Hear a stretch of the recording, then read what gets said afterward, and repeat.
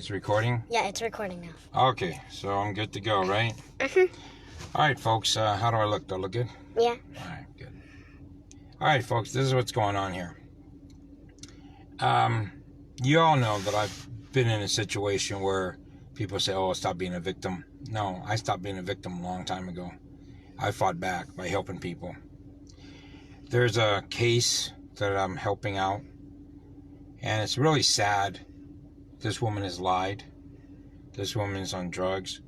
Her friend, let me do a recap. Her friend and her served him. And bottom line is, her friend is the one that contacted him and says she's out of control. And then what happened? CPS says she gets to keep the kids.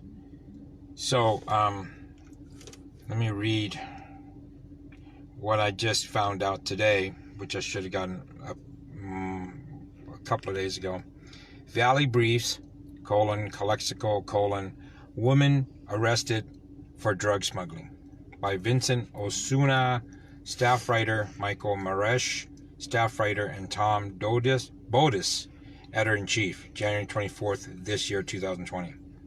A 33-year-old Sun City woman was arrested Wednesday at the East Port of Entry after more than 60 pounds of methamphetamine, 5 pounds of heroin, and 2 pounds of fentanyl reportedly were found in the vehicle in which she was traveling.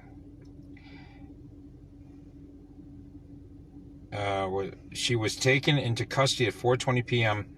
by Homeland Security Investigations agents and booked into county jail without bail on suspicion of unlawful importation. All right, that's the facts, Jack. Okay, not making this stuff up. So I'm gonna call CPS now, because I usually, do things without letting the world know. But I am running for mayor, and people ask me, "What do you do?" You don't.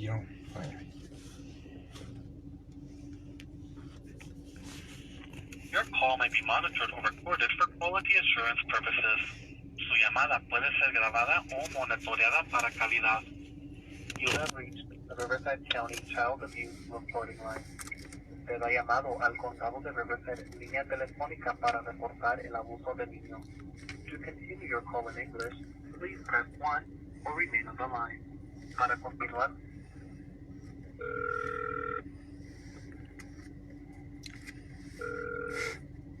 thank you for calling the Riverside County Child Abuse Reporting Line. How can I help you? Yes, hi.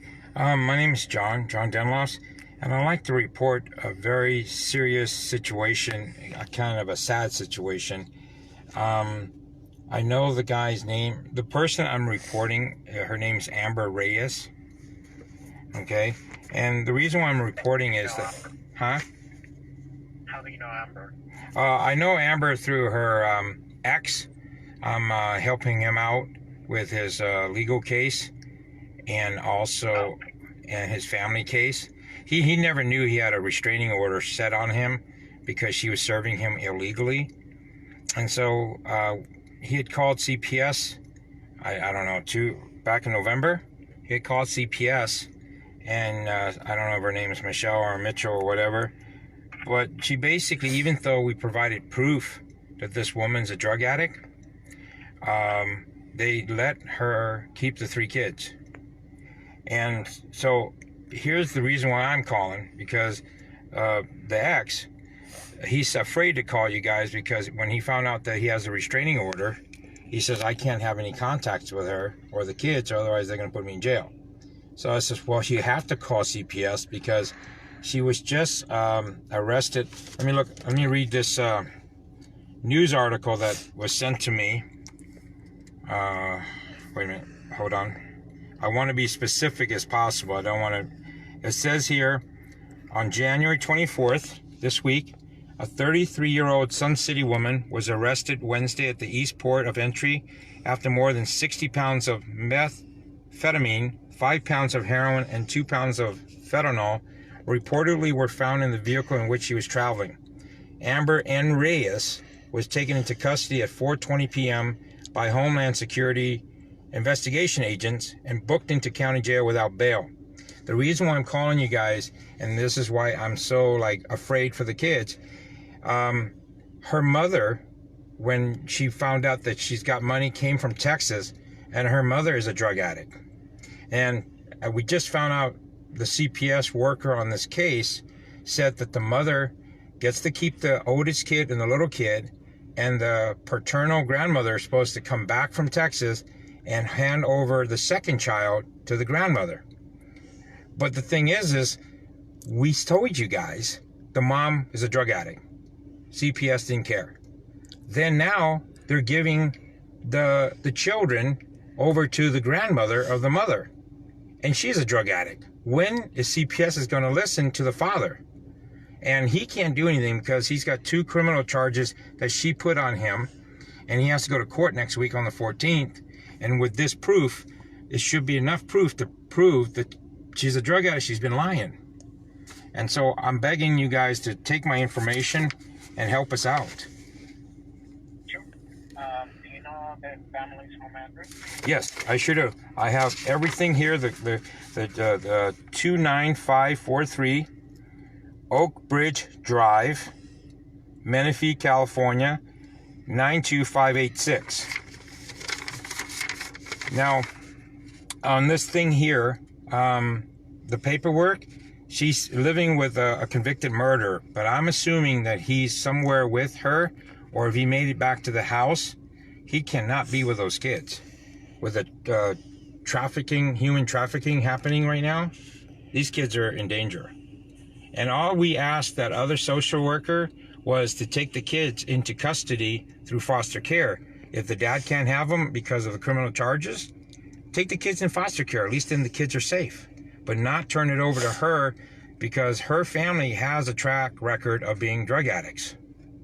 And you know, we're just asking for help right now. And by any chance, do you know Amber's date of birth? Hold on. If you give me a second, I'm going to put the phone down. I might be able to find it in here. She's 33 years old. So,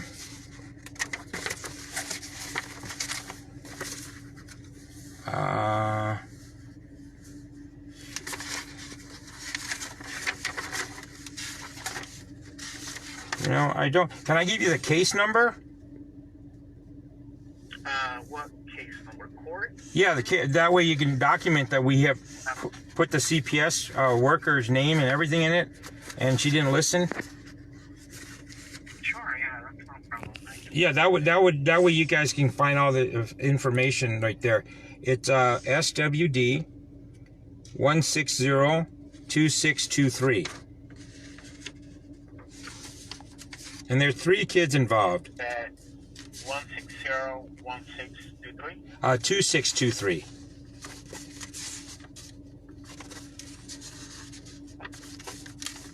Okay, and this case number is petition for what? Well, she petitioned for divorce and child custody and all that back in 2016 of October. So that's this case about? This family? Yeah, matter? This case is the one I gave you is Family Matter. That way it's easier for you guys to find. I have her phone number if you want it. Yeah, what is her phone number? Wait a minute. It says 714 there. Yeah, hold on.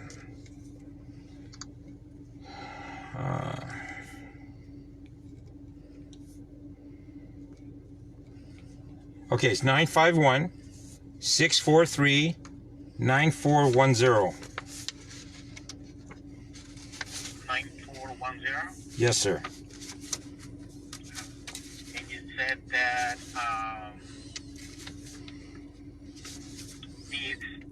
this newspaper article you have is from dated when, and what is the name of the... Hold on, let me go back to that. It says Imperial Valley Press. It's dated January 24th, 2020.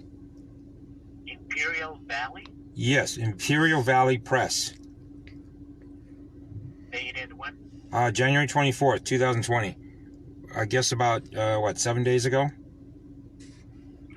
And who gave you this article? A friend, her name's Teresa, a friend of the ex, because he doesn't, he's so traumatized. He's medically sick, so this thing is stressing him out because he can't go there and call the police and get the kids because he's not allowed to do anything according to the what do you call it, the restraining order. And so when you said ex, you're referring to father, right? Right, to the father of the 3 children. Okay. So will you be so kind and read to me again what the article reads slowly so I can type? Yeah, do you want me to start from the very top? Yes, please. Okay. Valley Briefs, Calexico, women arrested for drug smuggling.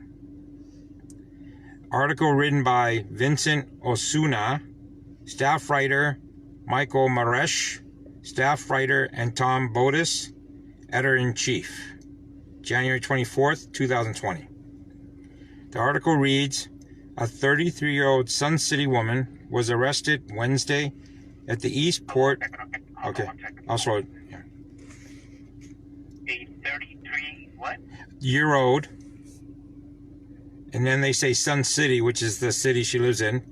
Woman was arrested Wednesday at the East Port of Entry after more than 60 pounds of meth. Yeah, no worries. So was arrested Wednesday at the East what? At the East Port of Entry. Huh? Of Entry. Yeah.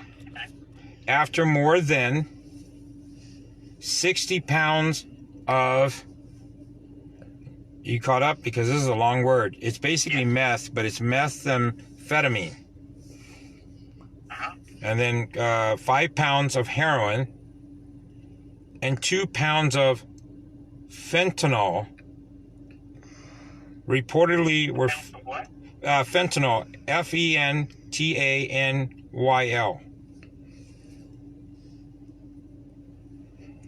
Okay, F like Frank, E-N-D-A-N-Y-L. Yeah, T like in Tom, A-N-Y-L. Fentanyl. Okay. Reportedly were found in the vehicle in which she was traveling. That's the first paragraph. And I couldn't get to the rest of the article because I have to join, and I don't have the money to join the link. Because somebody sent me the link, and I could have gotten the whole thing, but I just got the first page here. So this is like online newspaper? Yes, sir. You can easily access it. I'm pretty sure if you Google Amber N. Reyes, I have got another half a paragraph I can read to you. Okay, go ahead. The next paragraph is Amber N. Reyes, R-E-Y-E-S, was taken into custody at 4:20 p.m. by Homeland Security investigations agents and booked into county jail without bail. One second. Okay. Yeah. Hold on one second. By Homeland Security what? That's a investigation, but they put an S behind it. Investigations, and then it's agent with an S. Investigations agents. Okay. And booked into county jail without bail on suspicion of unlawful importation. And that's all I got. The rest you have to pay to get the rest of it. On suspicion of what? Unlawful. Now, it's like import, but then you put Asian, A-T-I-O-N, importation. Okay. And that's it. There's more, but I didn't get any more than that because I can't get across the link. I'm going to keep trying.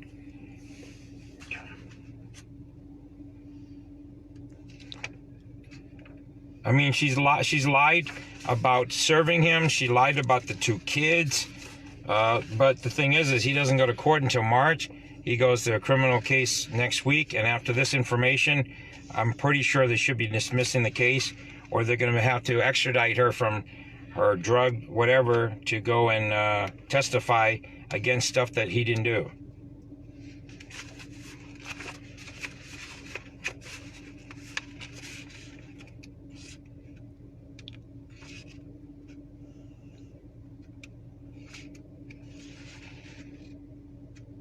And the problem we're having is that the CPS caseworker in Menifee is not taking this seriously.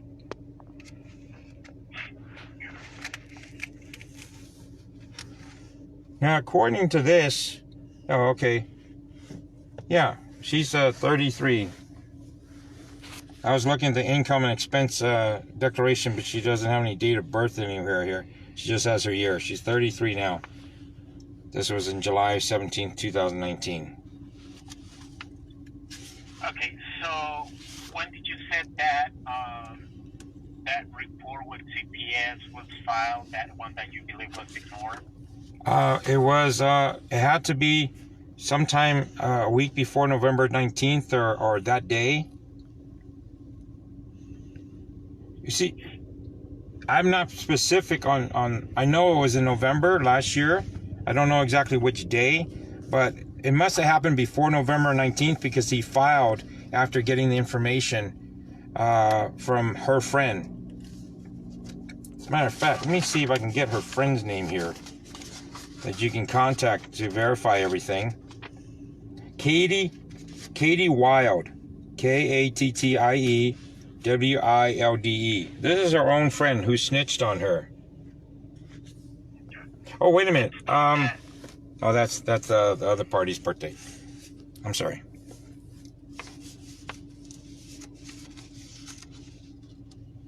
And that report that was filed in November, do you know what were the allegations on that report?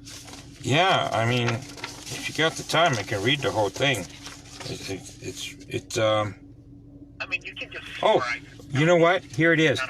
On November 12th, Katie Wild contacted the father that that she had their son, the oldest kid, and Katie had told that Jason is a convicted murderer, the guy that the mother's living with, and. All right, hold on one second.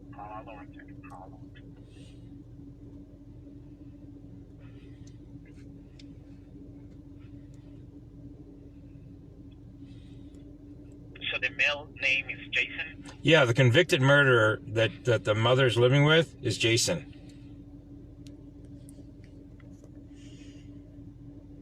Okay, so he's a convicted murderer. What else? And also, it's definitely that it says here, the father called CPS on that day, November 12th. Uh-huh. And then they said that he couldn't have the kids, even though he didn't know this, that there's a restraining order against him. And that's when he discovered that she filed and had him served illegally. Here's a text message from Katie. Hi, Moses. It's Katie. I think there's a misunderstanding. I wanted to let you know about Jason in an effort to try and keep the kids safe. When Momo came to me with tears in his eyes saying he couldn't go home because he was terrified of Jason, I knew I needed to contact you so you and Amber could work out custody. I don't in any way want to get involved with attorney, judges, or paralegals. I was only trying to help the kids, you and Amber. I believe you have taken the correct steps to help your kids. When Amber gets clean and rid of Jason, I hope you two can work out a 50-50 custody, as you're a great dad to them, and Amber is a great mom when she's well. I hope all goes well, Katie. That's just what was filed on that. Katie is mom's sister. No, Katie is mom's best friend. Katie's mom's best friend. Okay. Yeah. Okay. So now, you said that currently who is with maternal grandmother? The maternal grandmother, the oldest kid and the youngest kid. Do you know their names? Yes. The first one's Moses. And then, let's see, and then she has the third, sorry. Okay, the first one's Moses, and she has, I got some old documents. I don't know the third kid's name, but the middle child is Troy, and Troy is with paternal's grandmother, and she's on her way from Texas to hand over Troy to the maternal grandmother because ordered by CPS. Okay.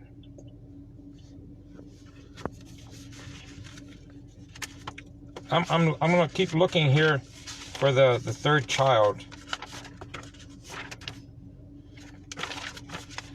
So that Troy was in Texas with maternal grandmother. Yeah, paternal grandmother. What happened is when the CPS, back in then when he called, the older kid was given permission to stay with the paternal grandmother.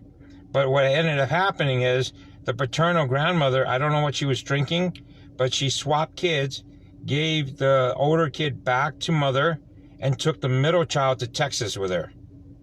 All under CPS's supervision.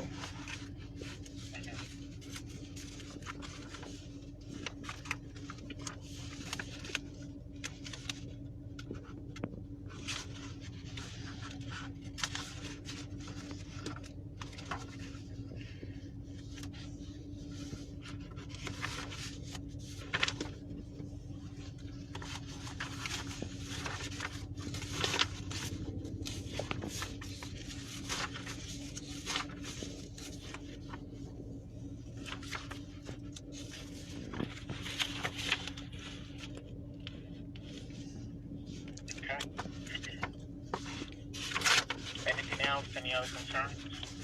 Well, no, the only reason why I'm calling you is I couldn't believe that the maternal grandmother is in possession of the kids. That's the reason why I'm calling you. And the whereabouts of the Jason, the murderer, if he was not in the car with Amber when she was arrested, that means he's free and he'll probably be back at that house because that's where he was living. So maternal grandmother also lives in the same home with Amber? Yes, she came over in sometime in December from Texas because Amber ended up stealing the ex. I'm trying not to tell you stuff that's irrelevant to the CPS, but she basically took Moses's car and sold it. For some reason, she got her name on the title and got tons of money, and then grandmother came over. And the thing is in this article here, or in the paperwork, Katie would tell you that she usually has the kids. Mommy's never around. A week, 2 weeks, 3 weeks, then she shows up. Oh, okay, wait a minute. I found the third child's name. Sure. Greysbin. Greysbn. But just to clarify, maternal grandmother lives in the same home at the same address at the Oak Ridge Drive? Yes, if you show up there, you should be able to find the two kids and her.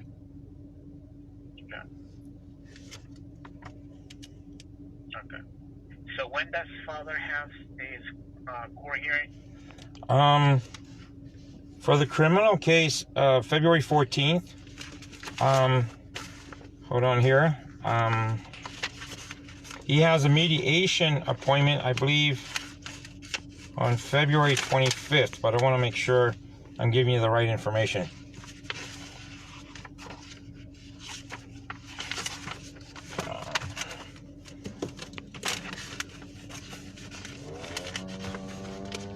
Sorry, my fingers are dry and the paper. Okay, yes, February 25th is mediation. So I'm pretty sure it's going to look pretty good on him since she's not going to be able to make it. But the court date for the judge to hear it's on March 10th.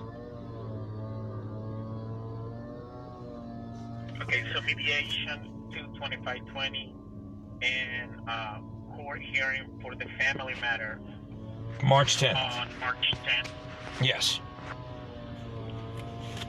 And as criminal, you're referring to the restraining order, right? No, what happened was criminal is a totally separate situation. What happened was the last time they had a problem, he had rented a hotel room for her, and the drug addict ran out of the room, and then they accused him of harassing her when it wasn't. And the only thing they need to do is bring the drug addict, which they probably won't be able to find, to testify against the father. And now they're going to bring the mother, the drug addict, to testify against the father who had the kids. This guy is the nicest guy in the world, and he minds his own business, and he's still in love with her. He's not into reality. And then also there was a charge in 2016 of domestic violence they never picked up. And here's one thing you guys need to know. 2014, he had a major accident. He was covered up with concrete. And so he got tons of money this year in June, and that's the reason why she did what she did. And she told the judge he makes tons of money. He didn't show up to court in Hemet, and so they got a judgment for like $4,000 a month for alimony when he filed for divorce back in 2011.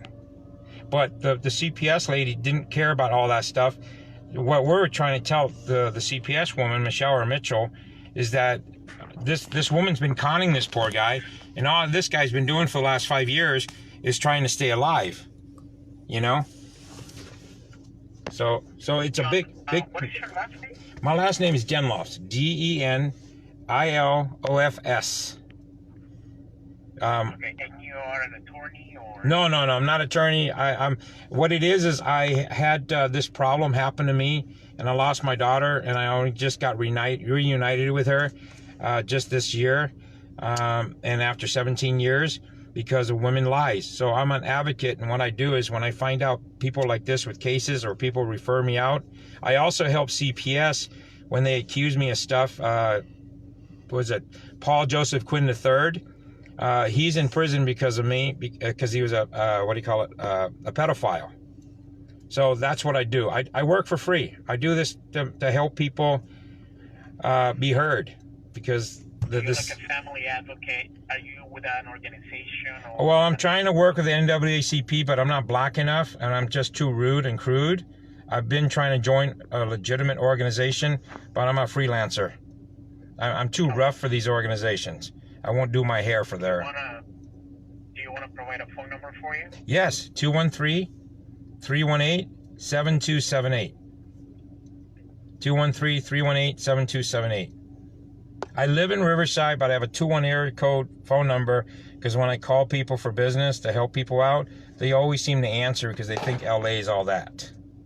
Okay, and tell me father's name again. Moses. It's spelled differently, just like the son. It's Moises. And his last name?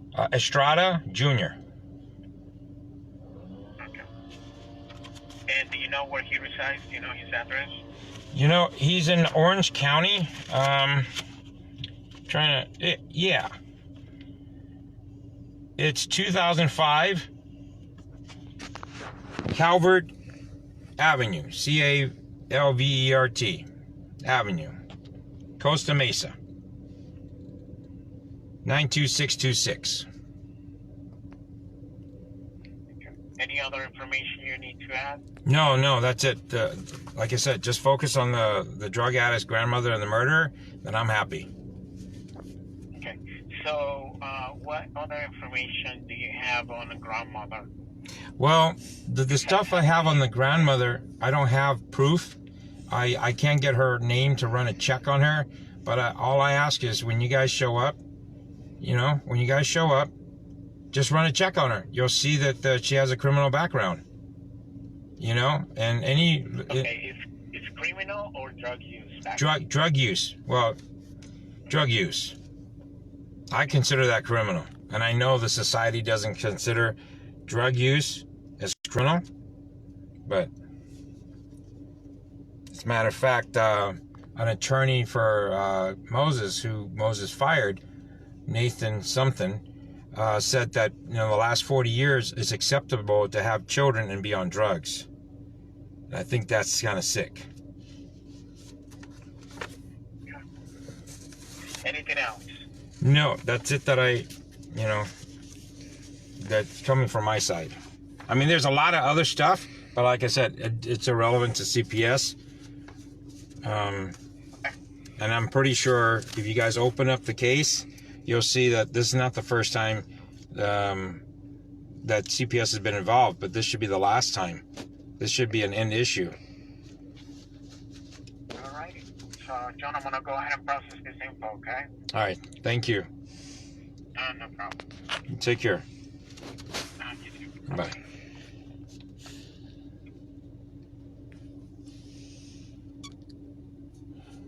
Let me make sure I'm off the phone here. All right, folks. I didn't like doing that, but this is what I do. Yeah, I call CPS when I know there's something seriously wrong with the system. CPS does work. A lot of people don't like CPS, but I'm going to tell you something. I know a lot of people are going to come after me, probably including Moses, but this is good for you, Moses. This is time for you to stop being in love with her. I was in love with my ex, still in love with the last one. Try to help her, and every time I help her, I get bit in the butt. So it's over with. All right, folks. So that's what you got to do. I just gave you a 101 class on how CPS is going to ask, because they want to make sure you're giving them legitimate facts, that you're not just calling randomly in to harass people. But I don't do that. All right. Got to get going. Thanks a lot for your time.